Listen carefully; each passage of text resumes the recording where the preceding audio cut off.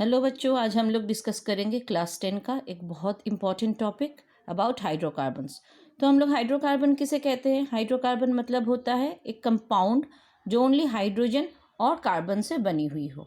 So only hydrogen and only carbon. So उसका definition हम लोग क्या बोल सकते हैं? The organic compound containing only carbon and hydrogen are called hydrocarbons.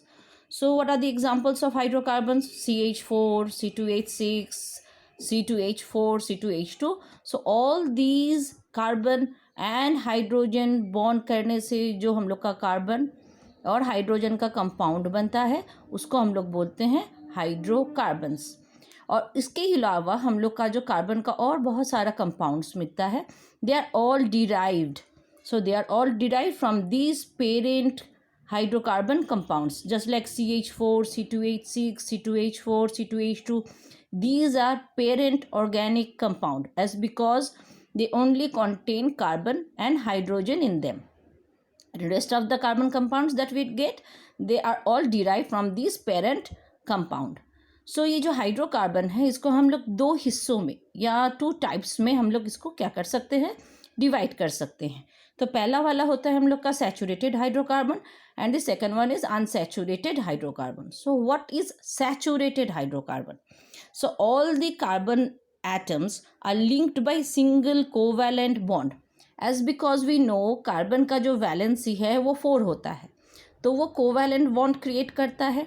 जब वो कार्बन का चारों वैलेंसी इलेक्ट्रॉन जब कोई बॉन्ड बनाने के लिए, सिंगल बॉन्ड बनाने के लिए इस्तेमाल किया जाएगा तो उसको बोला जाएगा saturated hydrocarbon.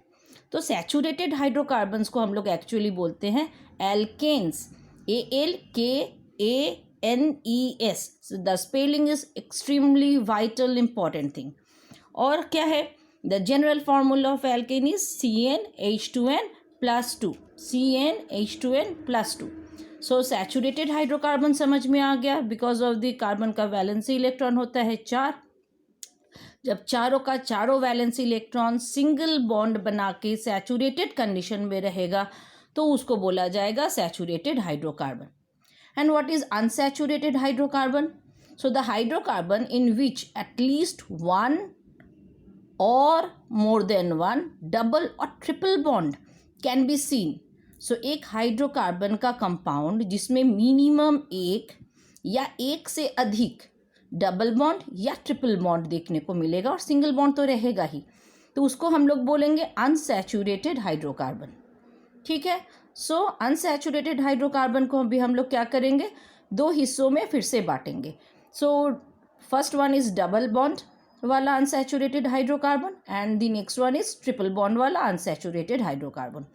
So double bond वाला जो अनसैचुरेटेड हाइड्रोकार्बन है उसको हम लोग रिप्रेजेंट करते हैं एल्कीन नाम से, ALKENES, as because I am telling again and again, be careful about the spellings.